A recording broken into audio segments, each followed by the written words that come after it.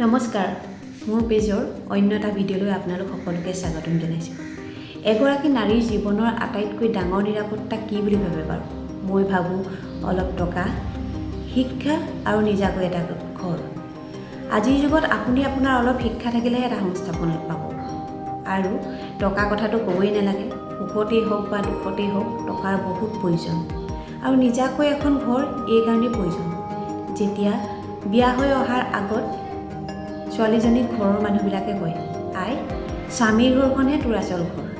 আকৌ স্বামীৰ ঘৰখনলৈ অহাৰ পিছত স্বামীৰ ঘৰৰ মানুহৰ লগত যদি অলপ থোটা মোজা লাগে, তেতিয়া স্বামীৰ ঘৰৰ মানুহবিলাকে কয়, এইখনটো তোমাৰ ঘৰ নহয়। তেতিয়াহ'লে আমাৰ নাৰীবিলাকৰ আচল ঘৰ কোনখন?